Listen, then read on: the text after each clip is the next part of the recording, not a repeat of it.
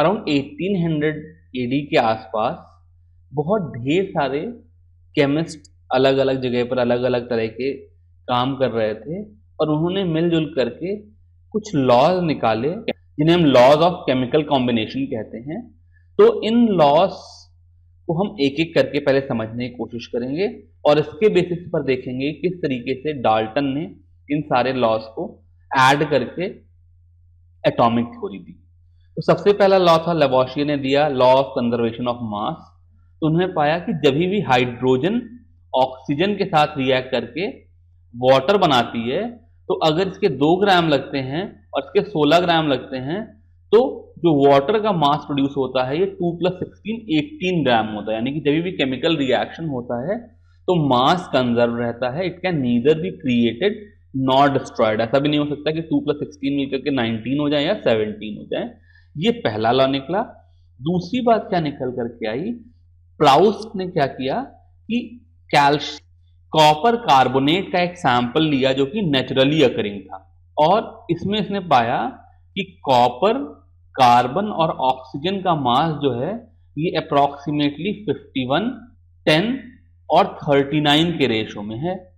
फिर उसने क्या किया, लैब में एक दूसरा कॉपर कार्बोनेट का सैंपल आर्टिफिशियली बनाया और वहां पर भी जो कि कॉपर, कार्बन और ऑक्सीजन का रेशो था वो एग्जैक्टली सेम 51, 10 और 39 आया। इसके बेसिस पे उसने ये कहा कि जब भी कोई कंपाउंड बनता है तो उसमें सेम एलिमेंट होते हैं और उनका बाई मास जो रेशो होता है वो सेम होता है। This is called law of definite proportion. इसी तरीके से लॉ ऑफ मल्टीपल प्रोपोर्शन आया। लॉ ऑफ मल्टीपल प्रोपोर्शन कहता है कि if 2 elements can combine to form more than 1 compound, the mass of one element that combines with fixed mass of other element are in ratio of small whole numbers। अब ये जो बड़ा है सा लंबा सा स्टेटमेंट है उसको तोड़कर समझने की कोशिश करेंगे विद एग्जांपल। सबसे पहली बात है इफ 2 एलिमेंट्स कैन कंबाइन। तो कोई 2 एलिमेंट हैं, सपोज करो मैंने वो 2 एलिमेंट लिए हाइड्रोजन और oxygen, they can combine to form more than 1 compound. Hydrogen और ऑक्सीजन मिलकर के 2 कंपाउंड बनाते हैं। एक का नाम है वाटर जिसको मैं W से डिनोट करूंगा और दूसरे का नाम है हाइड्रोजन परऑक्साइड जिसको मैं HP से डिनोट करूंगा। Then mass of 1 element that combines with fixed mass of other. मान लो मैं हाइड्रोजन का मास फिक्स कर दूं, इसको मैंने फिक्स कर दिया। सपोज करो मैंने कहा 2 ग्राम मेरे पास हाइड्रोजन होगी तो इसके साथ जब 16 ग्राम ऑक्सीजन मिलेगी तो ये वाटर देगा। अब मैं इसी तरीके से 2 ग्राम हाइड्रोजन के साथ ऑक्सीजन को रिएक्ट करा के हाइड्रोजन परऑक्साइड बनाना चाहूं तो 32 ग्राम ऑक्सीजन जब लगती है तब हाइड्रोजन परऑक्साइड बनता है। तो अगर मैं इस स्टेटमेंट को देखूं तो मास ऑफ 1 एलिमेंट जो कि यहां पर ऑक्सीजन है that combines with fixed mass of the other element जो कि यहां पर हाइड्रोजन है। हाइड्रोजन को फिक्स कर दूं 2 ग्राम तो जितना ऑक्सीजन रिएक्ट करता है केस 1 में जो कि वाटर वाला है और केस 2 में जो कि हाइड्रोजन परऑक्साइड वाला है, they are in the ratio of small whole number. तो यहां पर जो 16:32 का रेशियो है वो 1:2 का रेशियो है। लॉ ऑफ मल्टीपल प्रोपोर्शन के लिए 2 एलिमेंट होंगे जो कि मिलकर के एक से ज्यादा कंपाउंड बना रहे होंगे। एक का मास फिक्स करके दूसरे का कितना मास लग रहा है अगर वो अमाउंट मैं देखूं और उनका रेशो निकालूं तो वो कोई सिंपल होल नंबर का रेशो होगा। इस चीज को एक और एग्जांपल के साथ देखेंगे। पिछली बार मैंने हाइड्रोजन और ऑक्सीजन लिया था, इस बार मैं कार्बन और ऑक्सीजन ले रहा हूं। ये मिलकर के 2 चीजें बनाते हैं, एक कार्बन मोनोऑक्साइड और एक कार्बन डाइऑक्साइड। कार्बन मोनोऑक्साइड को मैं देखूं तो 12 ग्राम कार्बन के साथ 16 ग्राम ऑक्सीजन जब मिलता है तो कार्बन मोनोऑक्साइड बनती है। और ऐसे ही अगर मैं ये कार्बन का मास फिक्स कर दूं, इस कार्बन को फिक्स कर दूं और इसी 12 ग्राम कार्बन के साथ देखो कितना ऑक्सीजन चाहिए इससे मेरे को कार्बन डाइऑक्साइड मिल जाए, तो वो 32 ग्राम निकल करके आता है। और अगर मैं 16 और 32 का रेशो लूं तो वो फिर से 1:2 का सिंपल रेशो निकल करके आएगा। ये लॉ ऑफ मल्टीपल प्रोपोर्शन है। उसके बाद लोगों ने गैसेस में काम करना शुरू किया, तो गे-लुसाक ने बताया कि व्हेन गैसेस कंबाइन और are produced in a chemical reaction, they do so in a simple ratio by volume, provided that all gases are present at same temperature. और यहां पर लिखा नहीं है, यहां पर साथ में एंड प्रेशर भी होगा। सपोज करो अगर मैं सेम टेम्परेचर और प्रेशर पे गैसेस की वॉल्यूम मेजर कर रहा हूं, जब भी कोई केमिकल रिएक्शन होगा, सपोज करो A plus B gives C, तो volume of A is to volume of B जो कि कंज्यूम हो रही है is to volume of C जो कि प्रोड्यूस हो रही है, ये कोई सिंपल रेशो होगा। जैसे एग्जांपल लिखें, hydrogen plus oxygen gives water vapour. यहाँ पे H2O लिख दे रहा हूं, बट ये बल्कि इसको मैं काट करके वाटर वेपर ही लिख देता हूं। तो लोगों ने पाया जब भी 2 लीटर हाइड्रोजन रिएक्ट करती है तो हमेशा 1 लीटर ऑक्सीजन के साथ रिएक्ट करती है, और ये 2 लीटर हाइड्रोजन और 1 लीटर ऑक्सीजन मिल करके 2 लीटर वाटर वेपर प्रोड्यूस करती है। यहाँ पर ये रेशो 2:1:2 हुआ। जब नाइट्रोजन, जिसे मैं N से डिनोट कर रहा हूं, हाइड्रोजन के साथ रिएक्ट करके अमोनिया बनाती है, तो अगर मैं 1 लीटर नाइट्रोजन लूं तो वो 3 लीटर हाइड्रोजन के साथ रिएक्ट करती है और 2 लीटर अमोनिया बनाती है। यानी कि यहाँ पे वॉल्यूम का रेशो 1:3:2 होगा। ये गे-लुसाक लॉ था। और फिर एवोगैड्रो ने अपनी Avogadro hypothesis the, which says that equal volume of gases at the same temperature and pressure should contain equal number of molecules। अब एवोगैड्रो पहले आदमी थे जिन्होंने अपने लॉ में मॉलिक्यूल का कंसेप्ट दिया, और उन्होंने बताया कि क्योंकि केमिकल रिएक्शंस मॉलिक्यूल के टर्म्स में होता है, इसलिए अगर जो गे-लुसाक का लॉ है वो ट्रू है, तो उसके बेसिस पे उन्होंने हाइपोथेसिस दी कि अगर इक्वल वॉल्यूम में इक्वल मॉलिक्यूल्स हो और रिएक्शन मॉलिक्यूल्स में हो रहा है, तो फिर उन मॉलिक्यूल्स का चूंकि सिंपल रेशो होगा केमिकल रिएक्शन में, इसलिए उन वॉल्यूम्स का भी सिंपल रेशो होगा। तो ये जो लॉज थे, इनको मिला जुला करके डाल्टन ने अपनी एटॉमिक थ्योरी दी। हम लोग डाल्टन की एटॉमिक थ्योरी को छोटी क्लासेस में पढ़ चुके हैं, इसको दोबारा से एक एक पॉइंट को देखते हैं। तो अभी तक एटम का कंसेप्ट नहीं था। सबसे पहले डाल्टन ने एटम का कंसेप्ट दिया। उन्होंने कहा कि matter consist of indivisible atom. इससे पहले ये सोचा जाता था कि मैटर को जैसे मैं तोड़ता जाऊं तो जितना छोटा चाहूं उतना छोटा कर सकता हूं। डाल्टन ने बताया कि अल्टीमेटली टूटते टूटते एक स्टेज ऐसी आ जाती है जहां पर एटम आ जाता है, और अब इसके बाद मैटर को तोड़ करके और छोटे हिस्सों में बनाना पॉसिबल नहीं है। All of the atoms of a given element have identical properties, including identical mass. Atoms of different materials differ in each other. तो डाल्टन ने क्या बताया कि जितने भी एटम हैं उनके मास सेम होंगे अगर वो सेम चीज के एटम हैं। जैसे हाइड्रोजन के जितने एटम होंगे वो एक मास के होंगे, ऑक्सीजन के जितने एटम होंगे वो एक मास के होंगे, लेकिन जो डिफरेंट चीजों के एटम हैं उनके मास अलग अलग होंगे। जैसे कार्बन और ऑक्सीजन दो अलग अलग चीजें हैं, तो उनके एटम के मास अलग अलग होंगे। अगली बात है, compounds are form when atoms of different element combine in fixed ratio. जैसे अगर हाइड्रोजन और ऑक्सीजन के एटम मिलेंगे तो वाटर बन जाएगा, या हाइड्रोजन परऑक्साइड भी बन सकता है। तो व्हाट इज इंपॉर्टेंट कि जब वो मिल रहे हैं तो ऐसा नहीं कि किसी भी रेशियो में मिल जाए, वो एक फिक्स रेशियो में बनेंगे। यानी जब हाइड्रोजन के 2 एटम ऑक्सीजन के 1 एटम के साथ मिलेंगे तो वाटर बनेगा, और हाइड्रोजन के 2 एटम ऑक्सीजन के 2 एटम के साथ मिलेंगे तो हाइड्रोजन परऑक्साइड बनेगा। तो कंपाउंड फॉर्म करने में ये एटम एक फिक्स रेशियो में आपस में मिलते हैं तो कंपाउंड फॉर्म होता है। Chemical reactions involve reorganization of atom. यानी कि सपोज करो मेरे पास कोई केमिकल रिएक्शन हो रहा है, तो वहां पर एटम एक चीज को छोड़ करके दूसरी चीज के साथ रीऑर्गेनाइज हो जाएगा। They are neither created not destroyed in a chemical reaction. किसी केमिकल रिएक्शन में एटम्स न बनते हैं न खत्म होते। तो जब एक बार एटम का कंसेप्ट आ गया तो फिर लोगों ने एटॉमिक मास की बात करी। उस समय तक कोई भी ऐसा तरीका नहीं था कि हम एक एटम का इंडिविजुअल मास मेजर कर सकें, बिकॉज एटम तो बहुत ही छोटी क्वांटिटी होती है। तो लोगों ने रिलेटिव एटॉमिक मास का कंसेप्ट दिया। इस रिलेटिव एटॉमिक मास के कंसेप्ट में क्या था कि सपोज करो मैं किसी एक चीज का मास फिक्स कर देता हूं। जैसे इनिशियली सबसे हल्का होने की वजह से हाइड्रोजन के मास को जब 1 मान लिया गया, तो इसके टर्म में बाकी चीजों का मास क्या है ये हम लोगों ने निकालना शुरू किया। लेकिन of late because of some reasons लोगों ने जो स्टैंडर्ड है वो हाइड्रोजन से चेंज करके कार्बन कर दिया है। तो कार्बन 12 के मास को 12 मान करके बाकी चीजों के मास जो मैंने दिए वो उनके एटॉमिक मास कहलाए।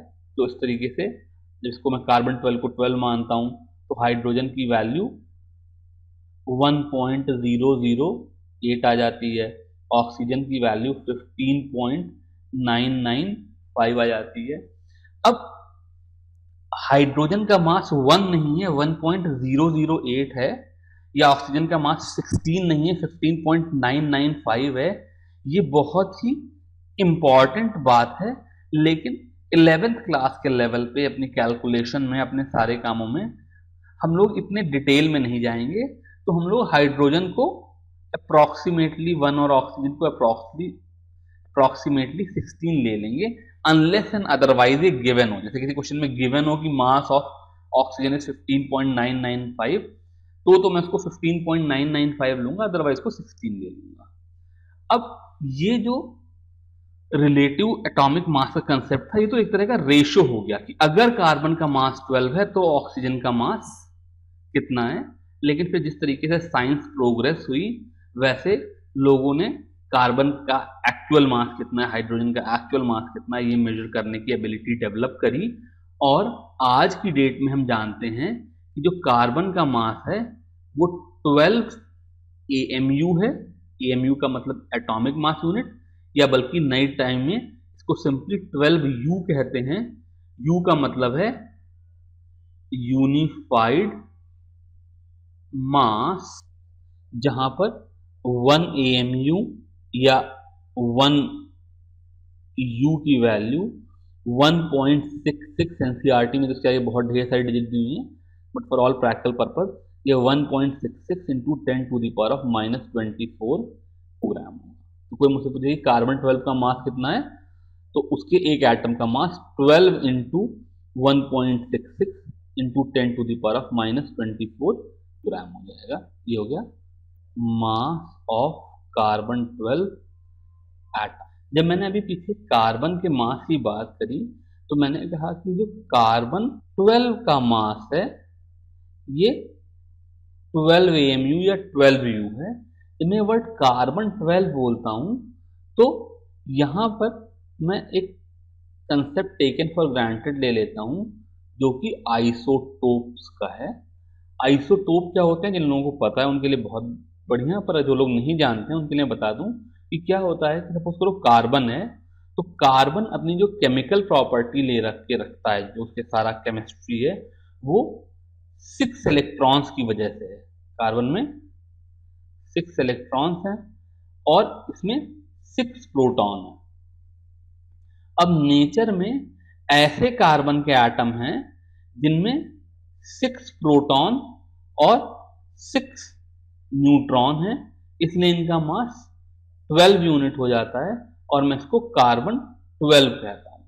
लेकिन इसके अलावा नेचर में ऐसे कार्बन के एटम भी हैं जिनमें 6 प्रोटॉन और 7 न्यूट्रॉन हो, तो इनका मास 13 यूनिट हो जाएगा और मैं इसको कार्बन 13 कहूंगा, बिकॉज एक प्रोटॉन और एक न्यूट्रॉन तकरीबन 1 AMU के बराबर या 1 U के बराबर होते हैं। ऐसे ही कार्बन का एक और न्यूक्लियस पाया जाता है जिसके अंदर 6 प्रोटॉन और 8 न्यूट्रॉन होते हैं, तो इसका मास चूंकि 14 AMU के आसपास हो जाता है, इसलिए मैं इसको कार्बन 14 कहता हूं। तो इस तरीके से डाल्टन की पीछे थ्योरी थी जिसमें उन्होंने कहा था कि कार्बन के सारे एटम आइडेंटिकल होंगे, वो बात बिल्कुल सही नहीं है। कार्बन के एटम में कुछ वेरिएशन मिलता है। ये 3 अलग अलग तरह के कार्बन एटम पाए जाते हैं, क्योंकि इन तीनों एटम में नंबर ऑफ प्रोटॉन सेम है। यहाँ पे भी 6 है, यहाँ पे भी 6 है, यहाँ पे भी 6 है, इसलिए इनके पास 6 इलेक्ट्रॉन होंगे। इनका outer most electronic configuration same होगा, इनकी केमिकल रिएक्टिविटी सेम होगी। तो from chemistry point of view ये तीनों मोर और लेस बिल्कुल आइडेंटिकली बिहेव करेंगे, पर इनका मास अलग अलग है। तो इस तरह की जो स्पीशीज होती हैं इनको आइसोटोप कहते हैं। अब इसका मतलब अगर मान लो नेचर में खाली कार्बन 12 होते तब तो कार्बन का मास 12 AMU होता, लेकिन नेचर में चूंकि कार्बन 12 के अलावा कार्बन 13 और कार्बन 14 जैसे मॉलिक्यूल भी हैं, इसलिए जो कार्बन का एटॉमिक मास होगा वो मैं 12 ना लेकर के इन तीनों चीजों का एवरेज। अब एवरेज के साथ समस्या है। बहुत से लोग क्या करते हैं, एवरेज का मतलब समझते हैं कि 12 प्लस 13 प्लस 14 का एवरेज 13 हो गया। ये कंसेप्ट गलत है, क्योंकि जब मैं 12, 13 और 14 का एवरेज 13 कह रहा हूं तो मैं यहां पर ये अज्यूम कर रहा हूं कि जो कार्बन 12, कार्बन 13 और कार्बन 14 है तीनों 1:1:1 के रेशो में, लेकिन ऐसा जरूरी नहीं है। टिपिकली नेचर में जो 3 तरह के आइसोटोप्स हैं इनकी अलग अलग एबंडेंस होगी। कितना कार्बन 12 है, कितना कार्बन 13 है, कितना कार्बन 14 है, वो तीनों बराबर हो, ये कोई जरूरी तो है नहीं, कुछ कम ज्यादा हो सकते हैं। तो जैसे अगर मैं इस इंफॉर्मेशन को एक टेबल के फॉर्म में दूं तो कार्बन 12, कार्बन 13 और कार्बन 14 की जो परसेंटेज एबंडेंस है, यानी कि कितना परसेंट नेचर में कार्बन 12 है, कितना परसेंट कार्बन 13 है, कितना परसेंट कार्बन 14 है, तो ये 98.892, 1.108 और कार्बन 14 तो बहुत ही कम है, only 2 into 10 to the power of -10। ये इतने परसेंट में मिलते हैं। इनका जो एटॉमिक मास है वो 12 AMU, 13 वाले का 13.000 करके गिवन है बुक में, पर मैं 13 ले रहा हूं और 14 वाले का मास 14 ले रहा हूं। ये इनका एटॉमिक मास है। तो जब मैं कार्बन का एवरेज एटॉमिक मास लिखूंगा तो अगर आपको क्लास 9th की मैथ से याद हो तो हम लोग वहां पर फ्रीक्वेंसी डिस्ट्रीब्यूशन के साथ मीन निकालने की बात करते थे। तो इसका मतलब यह है कि अगर मैं कार्बन 12 वाले एटम देखूं तो उनकी फ्रीक्वेंसी 98.892 है, और कार्बन 13 वाले एटम निकालने की कोशिश करूं तो उनकी फ्रीक्वेंसी 1.108 है। 14 वाले की 2 into 10 to the power of -10 है, पर इसको मैं अप्रॉक्सीमेटली 0 कर लूंगा तो जिसका एवरेज एटॉमिक मास हो जाएगा वो हो जाएगा, पहले इस परसेंटेज एबंडेंस से एटॉमिक मास को मल्टीप्लाई करूंगा तो ये जाएगा 12 into 98.892, यानी अगर मेरे पास 100 एटम है तो उसमें से 98.892 एटम्स कार्बन 12 के हैं जिनका मास 12 यूनिट है, और बाकी बचे 1.108 एटम कार्बन 13 के हैं जिनका मास 13 into 1.108 है। ऐसे में 14 वाला भी मल्टीप्लाई करके लिख सकता था, पर ये इतना छोटा नंबर है कि इसकी वैल्यू 0 हो जाएगी। ये तो 100 एटम्स का मास है, और अगर मैं इसको टोटल नंबर ऑफ एटम्स 100 से डिवाइड कर दूं तो ये जो नंबर आएगा ये कार्बन 12 का एवरेज एटॉमिक मास आएगा। इसकी वैल्यू कैलकुलेट करेंगे तो 12.011 U आ जाती है। इसका मतलब नेचर में जो कार्बन हमको मिल रहा है उसका एवरेज एटॉमिक मास 12 ना होकर के 12.011 U हो जाएगा।